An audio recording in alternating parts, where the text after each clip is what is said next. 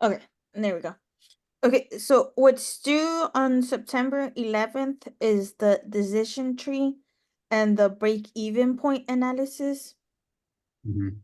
So, I mean, I can do the break-even point analysis, but I need the data, and I'm not I think Eduardo was the one that was going to complete that. Yeah. I think so, Um, yeah. I see. I had some questions about that. Um, it was telling us like what's going on with what's current in our experience, and then try to incorporate in the project a little bit. So right now I'm actually doing a PM or preventive maintenance on one of our equipment, and then there's like a PO. There's like a break even. It's kind of weird. It's like a break even as far as like the cost of the preventive maintenance. You want to do 1 year, 2 year, 3 year, 4 year, 5 year, like stuff like that. Mm-hmm. And I thought that would be a great way to like do the decision tree and to do all that and stuff like that. But I can tailor it towards what our project is, and I can go look for the data and then do all that. So I was trying to get y'all's feedback and see if you think that was a good idea, or maybe y'all want to go some, a different direction. Just just kind of wondering what y'all wanted to do. I think that's fine. I'm very like I'm I'm lost with the project. It's kind of like a free flow. So anything that y'all want to do, I'm like, let's do it. Yeah, I mean that could be Yeah. like one aspect, right? So I Mm-hmm. thought to myself, I'm like, that could be like that'd be my part. And then because I saw your scope, let me bring it up again. What we submitted.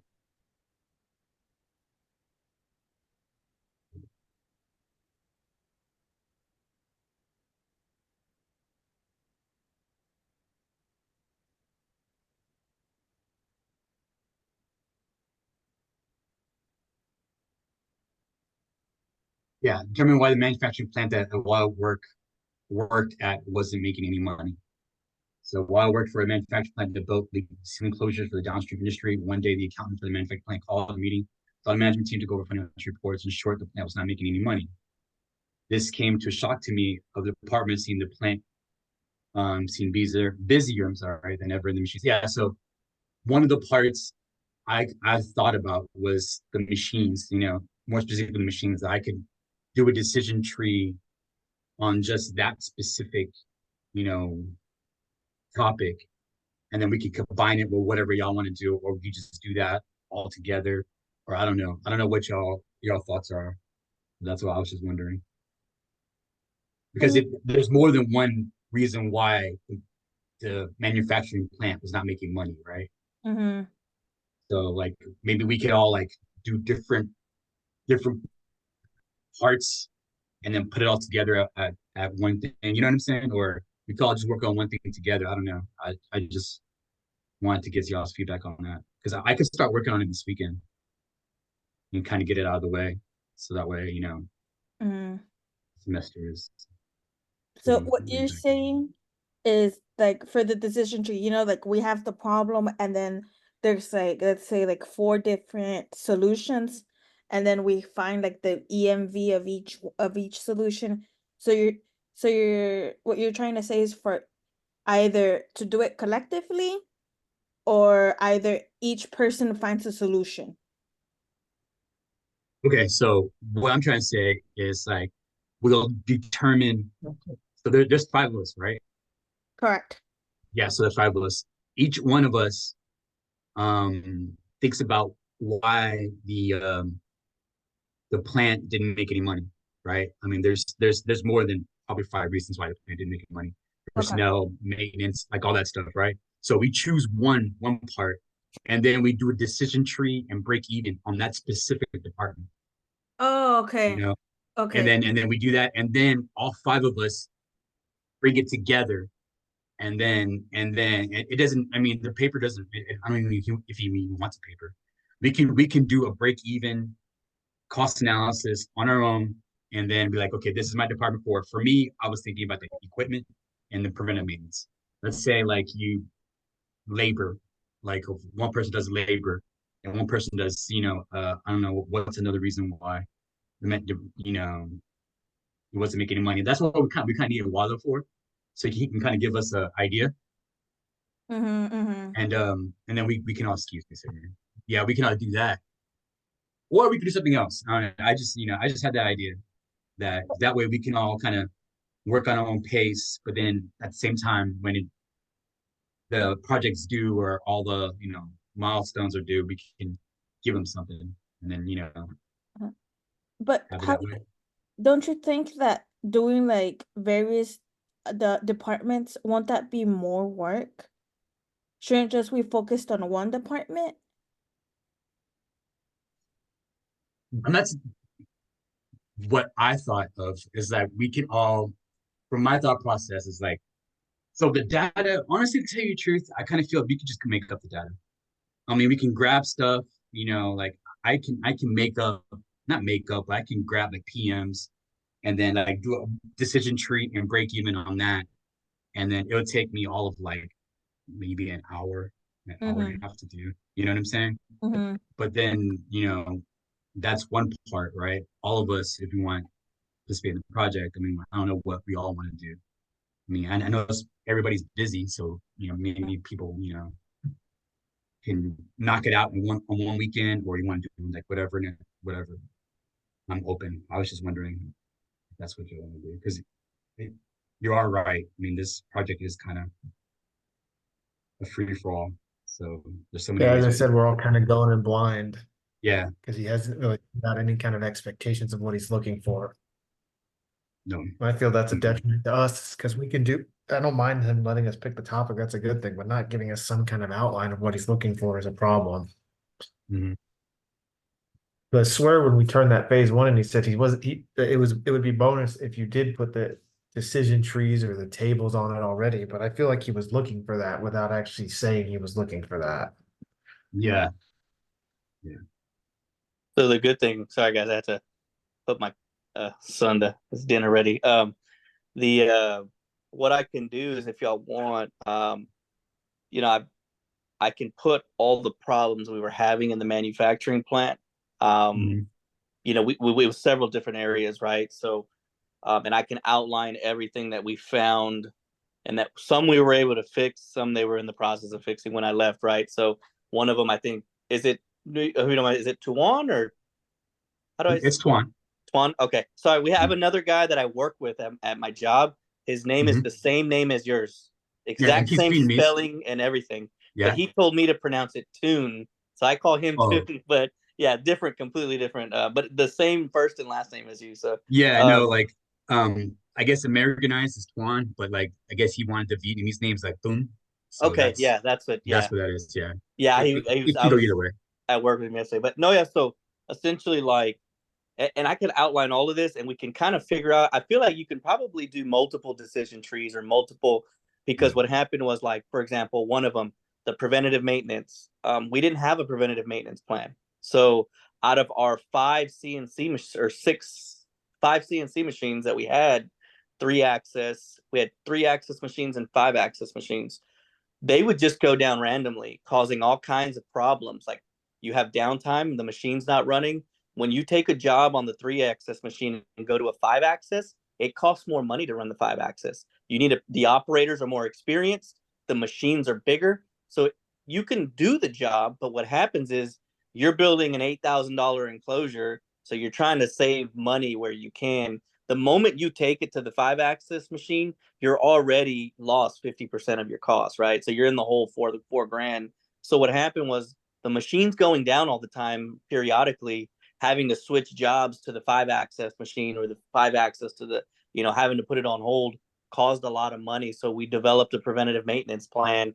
DMG Mori owned who we bought the machines from. So Mhm. they're kind of like how you said, they offered services for preventative maintenance. So we still had downtime, but now we had planned downtime. So we knew when we estimated a job or built a job, hey, the 3-axis machine is going to be down. So instead of going to the 5-axis machine, I'm going to outsource it to a mom and pop shop. Anytime which was another thing we discovered, half our jobs we could outsource to a mom and pop shop and they'll build it for half the price. So we didn't even have to touch anything, and we're already winning. So, and I take it back. Any job $4,000 and under, if it was a $4,000 job and we outsourced it, automatic win. They're gonna build it for $2,700. So we a lot of things came in under for shipping, right? They were scheduling hot shots. It's leak repair clamps, right? So when in the refineries, when something's leaking, you got to get it fixed like now, because if you got chemicals leaking, they're getting fined $100,000 a day, right? So they want it sealed like ASAP. So we would schedule hot shots overnight, right, which are more expensive. The logistics was all messed up. We brought in a new shipping manager. We, new forms of hot shots. We got our own. We bought a couple of trucks and had our own drivers for emergency deliveries overnight. So instead of having to call a hot shot in all the time, we had our own trucks. Another was quality issues, right? We were having issues with quality. We were doing rework, right? So if it failed quality, it's scrapped. If you scrap the job, you're automatically in the negative now because you got to rebuild it from scratch. So how we prevented quality issues? Well, they were for several reasons. One, our machines weren't being maintained correctly. So the drill bits were drilling in and digging in where they shouldn't have been. The bolt holes were, it was nothing, was throwing off all the alignments. So not only did the preventative maintenance plan help with that, but we also developed on-stream inspections. So, if you have 7 stages that the job has to go through from start to scratch, the foreman would go in stage 2 and stage 4 to check on it, right? So that way you're catching it in the beginning instead of spending 7 stages. You've worked on it for 2 days, and by the time it reaches quality, it fails, and now you got to start all over, right? So that was another issue. So if anybody has I can line out all the areas. We had issues with quality, with maintenance, with logistics. I can write down all the issues we had for each department. And if y'all are familiar with one, you can pick one and kind of build a decision tree. And I can elaborate more on like what more detail. Hey, if you pick preventative maintenance, I can go in even more detail on preventative maintenance. Like what issues were we having? It wasn't just the machines going down randomly. We also, our tooling was off.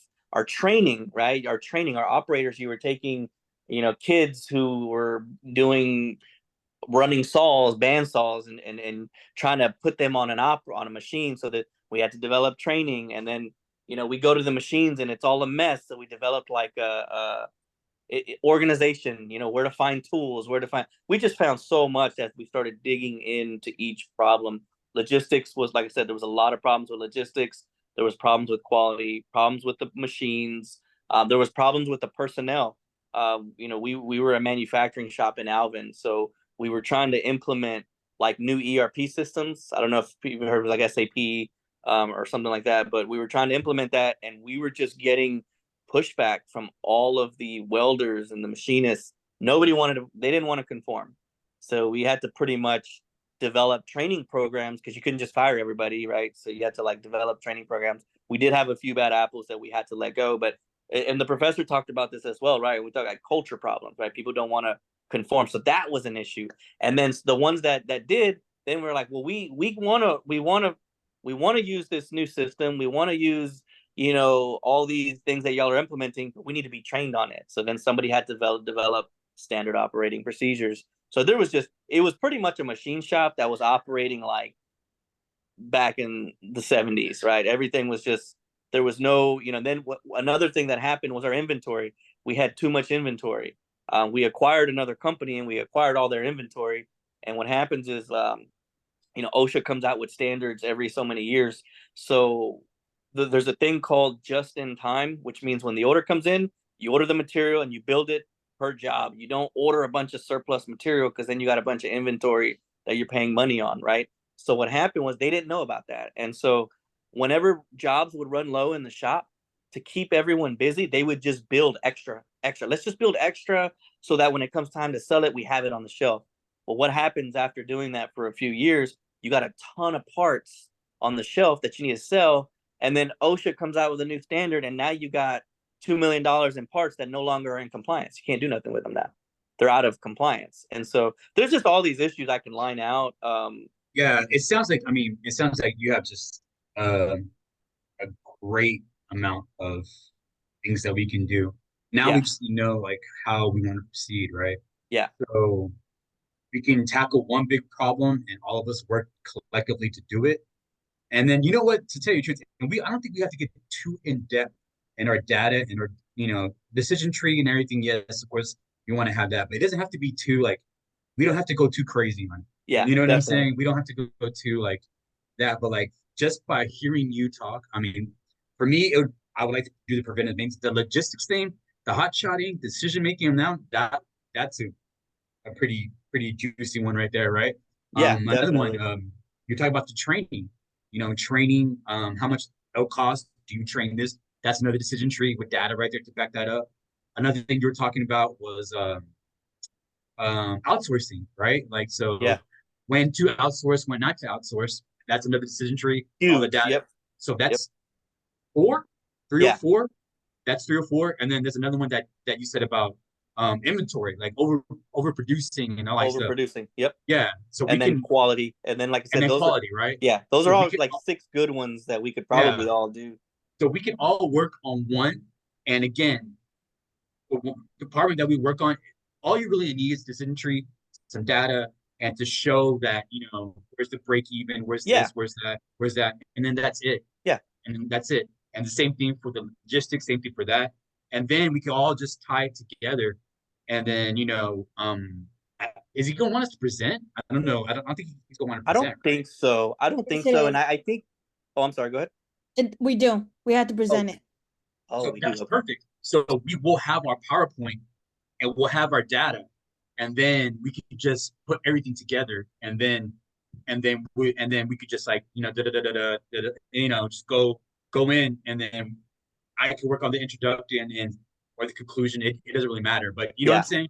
We can Yeah. kind of like do our own thing, get the data, get the decision tree, and then we can help each other out, or Oh, no, whatever. for sure. 100%. Yeah, Call me. I mean, if everybody, like, if you want to, for example, if you're working on your part and you want to call me like separately so I can talk about your part specifically, I can give you more information on that part.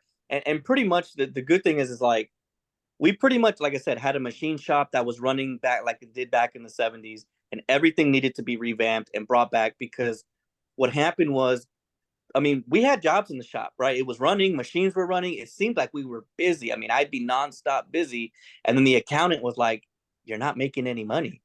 So what happens is like, for example, little mistakes in inventory, you pull the wrong part, right? Or like if the job itself, for example, costs, we're in total, the PO was for $6,000, and the job comes in at 11 o'clock at night, and it says it's a 48-hour job. So I called the raw material company and said, I need you to get it in here now. So they opened their warehouse at 2 in the morning, hot shot us the material. We just spent $4,000 for that. So now we have like, it's only a $6,000 job. So poor decision making as well. Like instead of calling the customer and saying, "Hey, can it wait till, I know it's 48 hours, but are you okay with an evening pickup 2 days from now?" Because if you are, I can get the material here in the morning.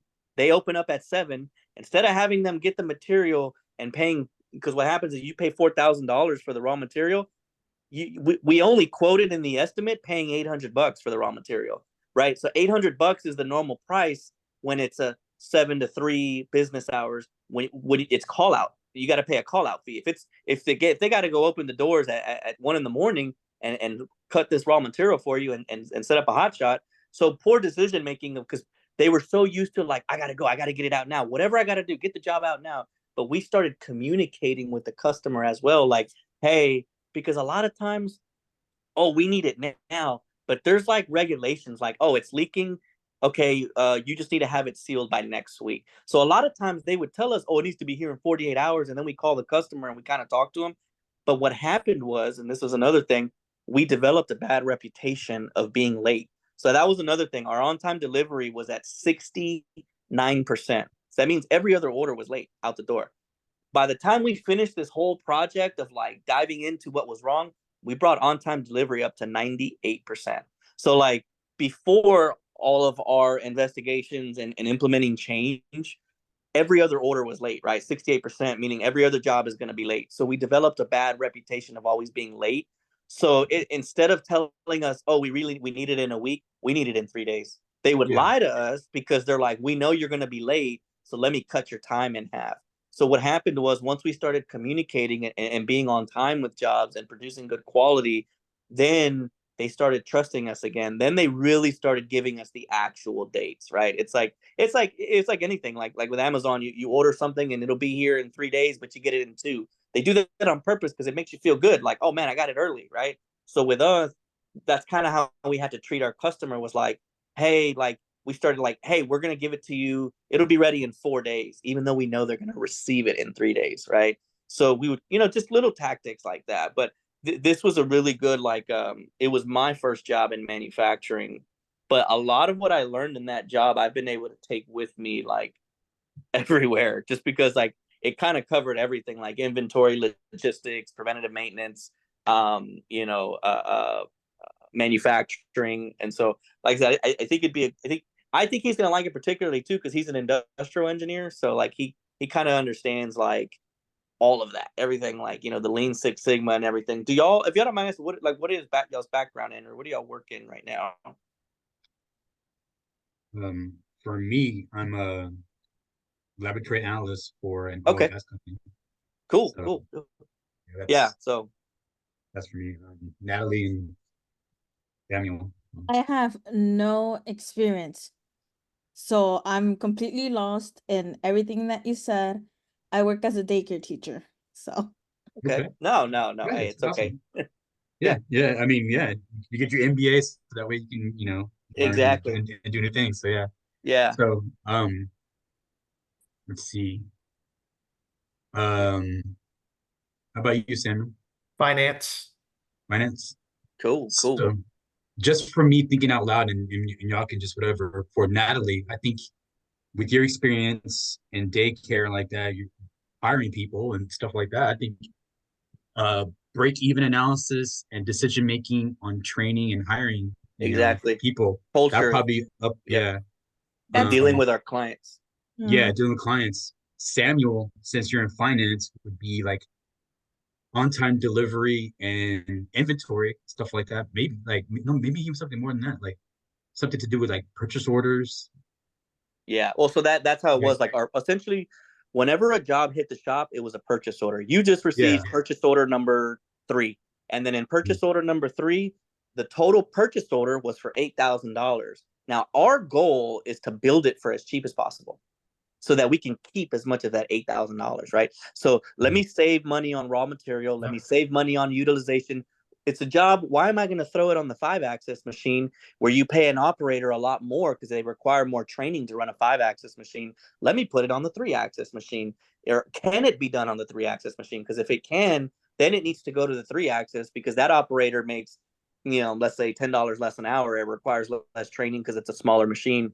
And then now, instead of spending $4,000 to build it, you're spending $3,000, right?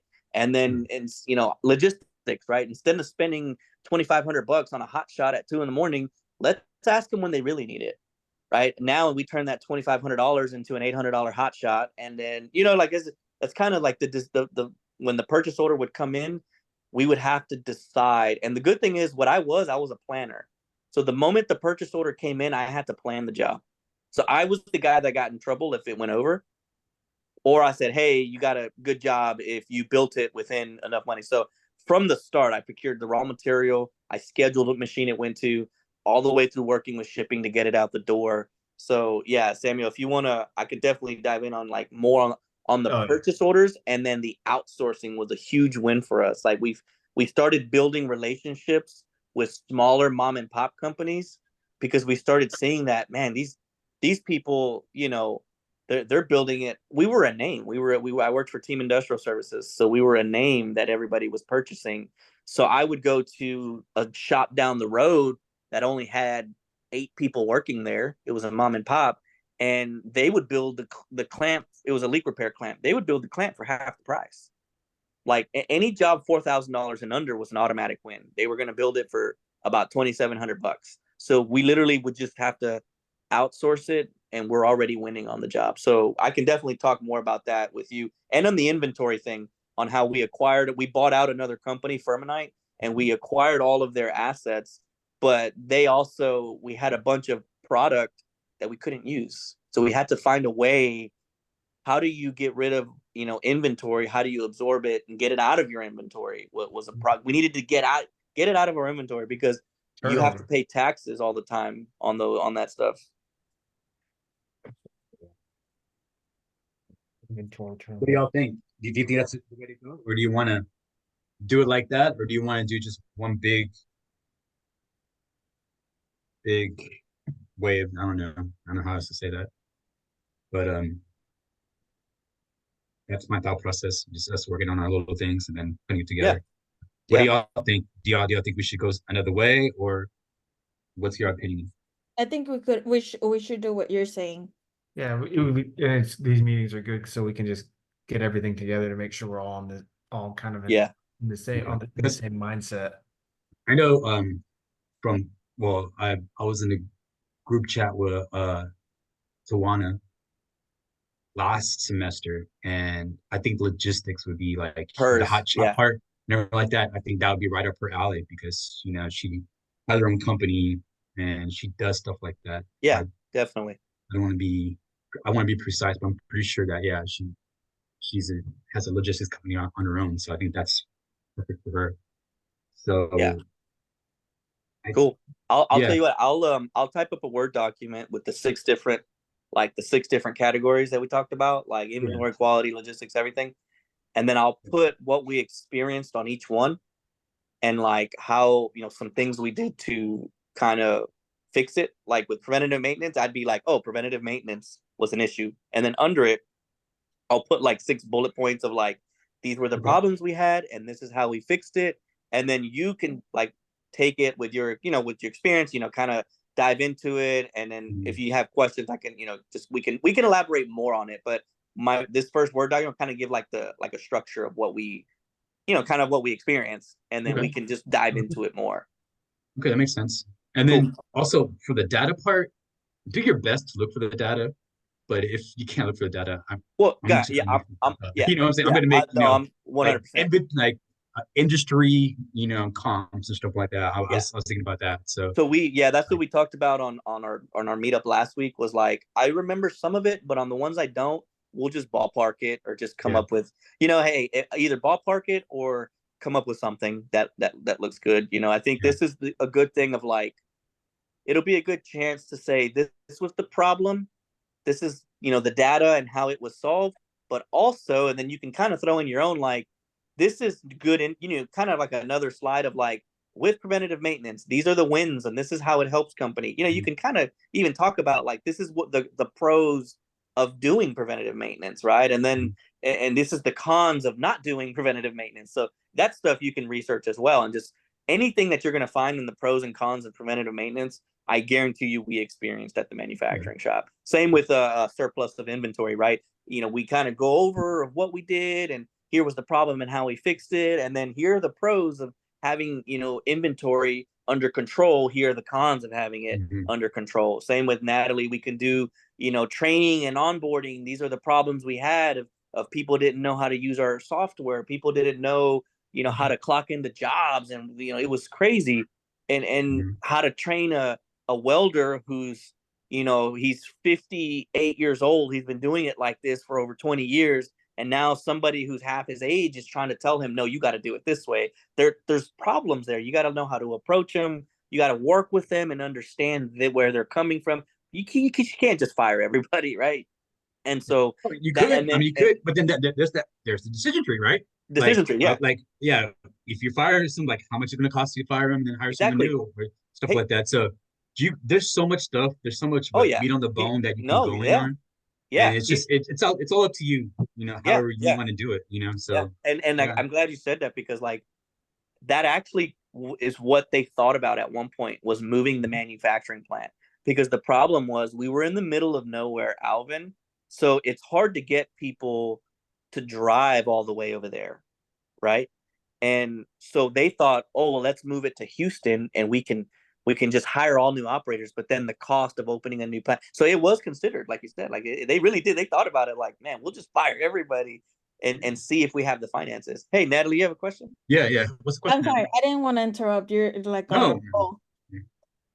So for For training, you just gave 3 examples. You gave the first one that was like the welder that's been doing the job for 50 years and then like half his age. People, the second one was that people don't know how to clock in. And then the third one, I think, was like the SAP systems, like changing the systems. For Yep. the decision tree, I would just choose one, right? Yeah, yeah. I mean, Yeah. you One could of those. choose like the welder, and then like the So 50-year-old welder, whether to fire him or to train him. You know Yeah. what I'm Okay. saying? You can Yeah. go wild on it. Yeah, I mean, yeah, Yeah. it's however you want to do the decision tree. Yeah. You know what I'm saying? Okay. That's it. Yeah. Tawana? Yes, yes, I'm Okay. here. Okay, no, we were just talking. So we were just thinking about breaking up. So Eduardo's going to bring us submit like a bullet point for the manufacturing thing, like the 5 or 6 different problems that he had, why it wasn't doing well and stuff like that. And we were going to just take one part of that and do a decision tree, and then do like a break even cost analysis on that specific part, and then bring it all together. So for Natalie, I think more than likely it would be like personnel. For me, I wanted to do like the preventive maintenance and stuff like, because I'm doing that right now at my job. Samuel was at finance, like the POs and stuff like Yeah. that. We're talking Inventory, about outsourcing. outsourcing. Outsourcing, We were talking about inventory you. surplus and all that. Yeah. Yeah, you're with logistics, like hot shotting and how much that would cost and all that stuff, like to do it out to, because I think you have a company, or you're a CEO of a company, right? Or Correct. something like that Yeah. that's in transport. And I thought that would be perfect. You can do decision tree, break And, even, whatever. and oh yeah, and on my bullet points, what I'll do is, and I was telling them, for example, logistics. What were the issues we had? Well, they were scheduling hot shots, like they were firing from the hip, right? So like they would schedule something to get picked up at 2 a.m. and needs to be there at 8 a.m. And then you're spending, half. We'll say we sold the job for $4,000. You just spent half the job on hot shots because you're trying to get it delivered. You get a hot shot to pick it up at 1 a.m. and drop it off and drive 6 hours overnight. So then you need team drivers, right? Sometimes when you drive overnight or you do round the clock, you need team drivers. So it's like, hey guys, you're paying for team drivers when all you had to do was call the client and say, hey, are you okay with receiving it tomorrow at 2 p.m.? Yeah, we're good. So people were just scheduling hot shots at will, thinking we need to get it out the door now. And then, for example, not partnering up clamps. If we had an enclosure going to El Segundo, California, well, hey, why don't we put 2 or 3 jobs that are going to that same refinery? Why don't we schedule it to where we, instead of having 3 hot shots go back and forth, why don't we schedule all 3 to go in on one hot shot, right? Or another thing we did was we bought a couple of trucks for emergency jobs. Hey, we'll just have our own driver take it. We'll save a lot more money because we had overnight. The manufacturing plant ran overnight. So there was always an overnight supervisor. So if the job was, he had to work overnight anyways. So if the job was local, like in Pasadena or Baytown, because we worked with all the refineries and the plants, instead of scheduling a hot shot and somebody to pick it up, we would just have our own driver take it, right? He's getting paid on the clock anyways. Heck, if a machinist was sitting at his machine not doing anything, instead of getting paid to not do anything, hey, hop in the truck and drive it down the road to Pasadena to drop this off at Chevron, right? So there was a lot of, so I'll talk about all those bullet points, but then you can use your experience in logistics and just kind of, go wild with it and say, this is how you save money by, restructuring your hot shot plan and maybe using a couple of in-house drivers instead of, scheduling a hot shot. I don't know what a hot shot costs at 2 a.m, but I know it used to cost us a lot of money. So. Well, let me say this because, I'm kind of confused on this project now. As far as the logistics part, I got that for the decision tree. But the thing of it is that how are we putting this together? Because are we supposed to talk about your experience with this particular issue? Do you have numbers of how much it was costing? So then I can come in and be the solution and show the solution. You know what I'm saying? Yeah, What is that? Want me to do? What that is just like, honestly, you can just look at industry, whatever Standards, yeah. Standard. just make okay. it up. Yeah, Just make it honestly, up. just make it up. Yeah, and Yeah, just make it up. yeah. And then so Well, we were talking because we're doing like, I guess we're gonna have to do a presentation, right? So each one of us works on one part of the decision tree. We'll have our own decision tree. We'll have our own break even. We'll have all that, and then we bring it all together, and then we can submit it or whatever, however he wants to do it. Yeah. So when we do the presentation, I'll just speak on the decision tree for the logistics aspect. Exactly. Yep. Okay, And then cool. Sam will speak Okay. on the Yeah. And I'll try. Yeah. Does he have a limit of how long he want this presentation? Yeah, I have no, no he, idea. no. I have We no don't idea. know. Yeah. It's, I Well, think the I'm- last part of the project. I work with Win on the last class. He know I'm gonna talk real quick and get it over with. Yep. No worries. And I'll set a basis too. For example, most of our jobs, it came in as a purchase order. Each job was about around $8,000. Most of our jobs that had to get hot shotted or delivered were 80% of those jobs were in the local area. So hot shots weren't driving more than, 45 minutes to an hour going from, to Pasadena, Clear Lake, LaPorte. But there were jobs every now and then that were getting 20% of our jobs were going to California, we're going to Florida, going to plants. So, and those are the ones we really lost money on because the manager we had just, you really have to understand logistics. And if you're going to ship something to California, then you really want to plan it right? Otherwise you're paying for, like I said, either team drivers or overnight drivers. And then boom, you've just spent $6,000 on drivers on something that was only supposed to cost you $8,000. So, but yeah, I'll set like a background. But like I said, most of our jobs were in the Pasadena, Baytown, LaPorte area. So Local hot shots. Yeah. So when you're thinking of numbers, it's like, well, if they're hot shotting, we also saved money by, instead of scheduling 3 different hot shots, hey, we're gonna have all these jobs ready around the same day. Let's put them all on one hot shot and just have this driver drop it off. They're all going to Pasadena anyways. They're just going to different customers, right? Chevron, Valero. So they had Cal. one pickup and maybe like 2 or 3 drops. Exactly. the So city. they weren't Okay. doing that either. So we're like, guys, instead of scheduling, like, let's get just scheduling one, let's work with manufacturing. Hey, what jobs this week are going to Pasadena? Oh, But we've got, you know what I mean? Out of 30 jobs this week, 10 of them are going to Pasadena. Okay, out of 10 of them, how many of them are going to be ready on the same day or around the same day? Out of 10 of them, 4 of them are going to be ready on the same day. Okay, for that 4, instead of scheduling 4 hot shots, let's schedule 1, right? On some of them, we might have won and said, oh, 8 jobs are going to be ready on the same day, all going to Pasadena. Well, let's put all 8 on one truck and just have that driver deliver to all 8 sites, So I'll put all that basis. I'll call it like just project basis or something. And then I'll have all 6 points that we're going to talk about. And then, like I said, y'all all choose. Seems like we've all got them chosen already, but, and then That's we just also my idea. That's Yeah. just my idea. I mean, if Yeah, y'all want I like something it. else, I mean, I just thought about it. No, I Just- like it. I think it's good. And Okay. let me ask you this, with the loads that you guys were running local, how long ago did this occur? Because are you Um, want me to give realistic numbers now of what it would cost for a hot shot versus when this actually happened? Yeah, I think the numbers now would be fine. It was Okay. before COVID, so Oh, luckily okay. it wasn't during COVID. So like I know COVID kind of hurt some things. It kind of was. It spilled over into COVID my last year there, but I ended up leaving. But I think local numbers now would be fine. If you got to And use them. And honestly, I have to do research on hot shot because I specialize in semis. I specialize in flatbed freight and dry van. So Okay. You don't have to do you know, research on hot shots like that. You just do the semis and like, you know what I'm saying? Like tailor to your expertise. well, You know what I'm saying? but I mean, if you want to, I you can. guess because they used hot shots, it's fine. I can look at the numbers and Yeah. look at rates, through my Yeah. systems and see what the Yeah. going rate is. Mo- But yeah. like as far as like typically like with 18 wheelers, when you doing little local runs, you're paying more on the miles, right? Because they short runs. Yeah. So on a local run on an 18 wheeler, you have a shipper that may pay, $5 a mile, you know what I'm saying? Because you're going 25 miles, 30 miles up the road.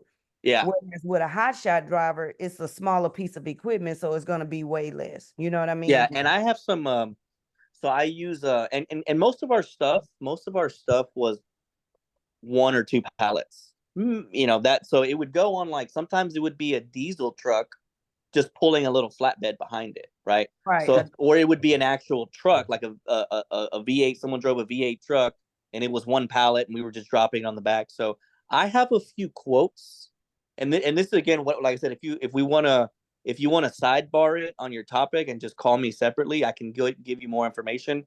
But right now, I have a few quotes that I've scheduled hot shots from a company called ASAP, where they Yeah. just set up a local truck, and I've got like 3 quotes from them that I can use. Most of them were about $500 to $700, like, you know, I like, or 400 to 600, right?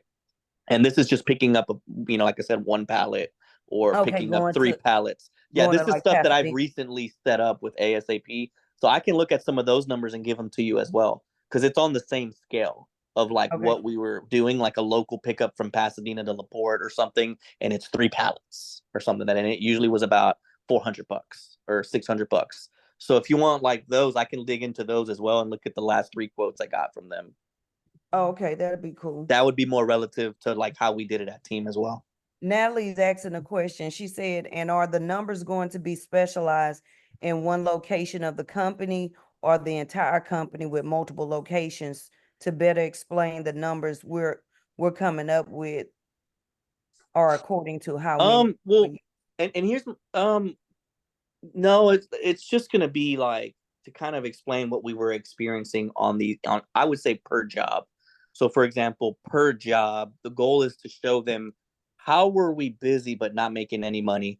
Well, if the job costs $6,000 and we spent 2,000 on raw material, 4,000 on labor, 2,000 on hot shots, and then $2,000 on overhead, right? All the people that had to look at it, estimating, the GM, the admins had to close it. You just spent $10,000 on a job that you sold for $8,000. So everybody was busy, shipping, manufacturing, administration. Everybody was busy, but we were losing money. So how were we losing money? Because the jobs weren't being planned correctly. We weren't procuring the raw material correctly. We weren't scheduling hot shots correctly. We weren't scheduling the jobs in the shop correctly. Well, why wasn't it working well in the shop? Well, because we had welders not using the machines, not wanting to conform. We had not wanting to we had people, shipping supervisor who had also been there. It wasn't just a welder. It was the 80% of the shop had been there for over 20 years and didn't want to start using SAP or our new system that we were trying to implement. They were like, well, why couldn't, they're used to the old days where you just call somebody, pick it up, send me an invoice. Right. And then, but the thing is like now that it was like the new system. So then that was the other issue. It's like you had personnel problems that were hurting you. And then we had machine problems. Our machines kept going down. Right. And it's like, well, why did this job a day late? Well, because we spent a day and a half maintaining the job. So, the job itself, we were only given 4 days. Well, we lost a day and a half because the machine was down. So these were all issues we experienced, like, so overall, each one of these problems was a big problem on a bigger scale. Because if you're getting 30 jobs a week and you're I don't know if you heard it, but our on-time delivery was 69%. So every other job was late. That's a terrible on-time delivery. Every other job was late. So every other job was experiencing these issues. And then by the time we finished this implementation and this assessment of everything, we bumped up on-time delivery to 98%. So we started training people better. We started trying to deal with the culture and try to give people a chance. Why are you not? And we even fired a couple people to make an example, like, hey, you don't want to do things right, like you're not, you're just, where we can't keep you around, right? Our shipping supervisor, they brought in a new shipping supervisor who actually knew logistics and hot shots and everything. For the type of thing we needed somebody who knew the local hot shots deal. The guy, like I said, was just used to just calling people and saying, okay, send me an invoice later. Well, when you get an invoice for $2,000 because you called the guy at 2 a.m. and he pays you, charges you breakout fee, and then he had to drive halfway across the state, so all of this came in, full circle of essentially the problem. What was the problem? We weren't making any money. So that's kind of, in the beginning, we stated the problem, like, we weren't making any money. Why weren't we making any money? And then you break it down on the decision tree, Natalie. You may not have to, some of us don't have to, you don't have to focus too hard on the numbers. It could simply be a decision. Like, do you, like, what are the, we have culture problem. Do you fire them or do you train them? Well, here's what happens. If you fire them, the manufacturing plant was located in the middle of nowhere. How hard, they were having trouble hiring people to go work out there. Well, why were they having trouble? It was in the middle of nowhere. Our operators got paid a lot less than operators like at a Schlumberger or at a Baker Hughes. So we also weren't paying cream of the crop money. So we weren't getting the best welders out there because we couldn't afford to buy the best welders. So it's like we had to say, do we want to take our chance on trying to hire somebody and say, hey, you're a welder. Do you want to drive an hour and a half to work and make half the money you would make if you just work in Houston at a manufacturing shop? So then it's like, okay, we can't do that because we couldn't staff anybody. So what was the next decision? Okay, well, let's try to train them. So what did we do? We developed standard operating procedures. We held trainings a couple times a month, 2-3 times a month with these people. We started doing, shadowing them and try to hold it, not in so many words, hold their hand and say, look, this is how you clock into a job.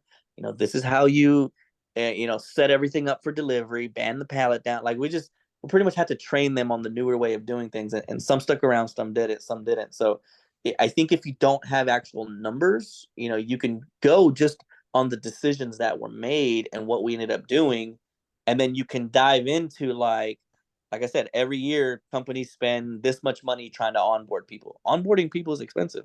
So if you can train people you have instead of onboarding somebody, hey, that's a win for you. Also, you don't want to fire somebody that has 20 years experience if you don't have to, because he knows the business. You can use his knowledge to train the younger people. So this was all things we considered, during this whole issue. But like I said, what I'll do in that Word document, I'll type up each category and each problem. And if you want to, call me on the side or something, we can talk about it more and dive into it more. So Can you give us your phone number, Eduardo? yeah, I'll put it in the group chat. I'll text. Yeah, just whenever you get that document, I want to start working on it this weekend because I just like to be ahead of things. That's good. Yeah. And get everything done for this class and the next class, or my other class as well. So yeah, this is good. And then I can even start with my PowerPoint and everything like that. And I kind of already have an idea of what I want to do as far as like the PMs and like that. I just have a couple questions that I can ask you later about. Okay. But, Yeah. I Yeah. think PowerPoint is for like the very end of the project when I think the presentation's like the last week of the class. If I'm Is it not the last week? mistaken. That's I'm good. gonna go Yeah. back and check the syllabus. So yeah, we can work on that on the side while we're doing these milestones. Perfect. So to hit that the milestone, this is the next milestone. And it says it's due- September 25. The 25th? Yes, the 25th. The 11th is probably some of the class. I apologize. I have so many, like we all have so many dates and stuff like that. Sometimes I forget where I'm at. Yeah, the one we're working on now is supposedly September due the 11th. 11th. We'll see if he doesn't end up changing that too, like he did the last one. Okay. That's what we should go with right now, as it says on the syllabus, it's due the 11th. What's the actual milestone? It's the second milestone is the break-even point and the decision tree, Okay. which is what we were basically going over tonight. And then the third milestone is stuff we haven't got, is regression and forecasting, which he's gonna go over next 2 weeks. Okay. Regression and forecasting. And then I think the last one would be when it's due, which is, it says October 5th.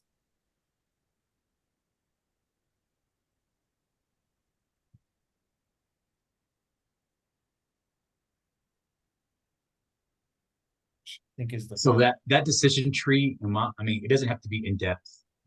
I don't think we shouldn't think about doing it like forecasting September 11th. Yeah, because now that if he wants one, what I'm trying to think of now of like, Yeah. Project milestone to include BEP analysis and decision tree. Analysis and decision tree. Okay.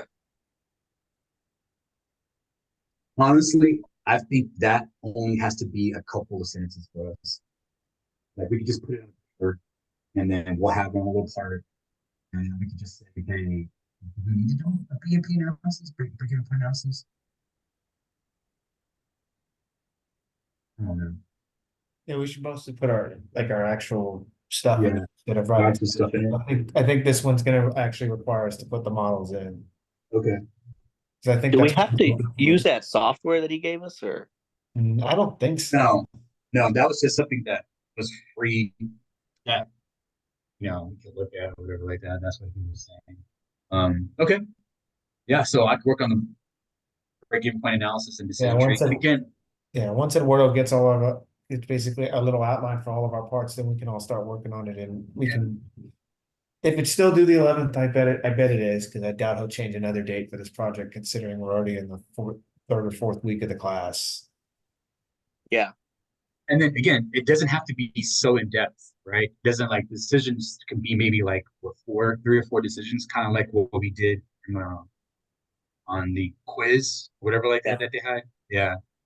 And then we just outline it like that. You have your little point where you have the question mark, which is the decision you end up making, and then you can have your branches of what the decisions are, and then their outcomes. And maybe spitball percentages of how you favorable, unfavorable, just Yeah. take those percentages up. It Question. sounds And you like somewhat. can literally make up those numbers Yeah, and just be like, well, we'll change them when we get more in depth, whatever like that. yeah, we can Yeah. split them based on what Eduardo's already told us. Does anybody know how we find out the probabilities of each of the unfavorable market and the favorable market? You could just make it up. You just go 60-40, one, or Okay. 60. yeah. He's like, that's what he goes.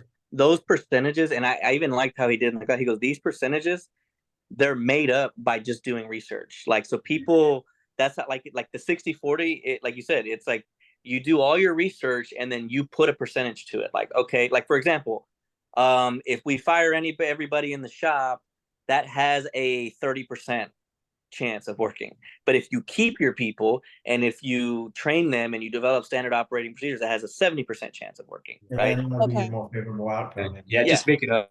Yeah, there's no like concrete number out there. Yeah. Honestly, the data, try your best to look for some accurate data. If not, you just start making stuff. Yeah. I mean, just be within reason. Yeah, Right? Eduardo could just throw ballparks in each section, and then we Yeah. can base our numbers off those. Doesn't have Yeah. to be completely accurate, because I'm assuming you don't have all the data. Yeah, You no. just give us ballparks. Like I wrote some of what you were talking about down anyway, as like ballparks to work on. To start Yeah. base my stuff off of. Yep. And I might just meet with you to maybe break down one of these parts for my decision tree, because I am not gonna do.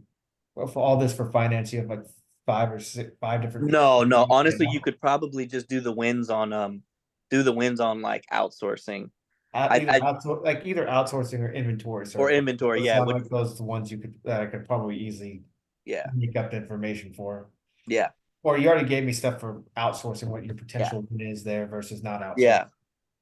Yeah. So definitely like so for like inventory, right? And like we talk about later, but like instead of just ordering a bunch of raw material and storing it in the yard, we would just order as needed. So instead of ordering a 12-foot piece of flat bar, that's like you have to buy them in 12-foot sticks. Instead of buying a 12-foot stick, I would just there's raw material suppliers and say, hey, I need 3 feet of it.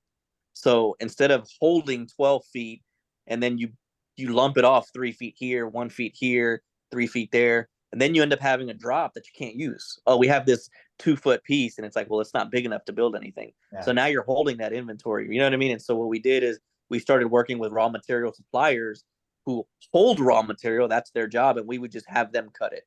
And now we don't even have to use our operators to cut the material, because we're paying a CNC operator to cut the material, and then they're paying a 19-year-old to run a saw. So you know what I mean? There's a lot of ways we saved money on doing that as well. Yeah. Vendor maintained inventory, I think is what they called it, or something like that.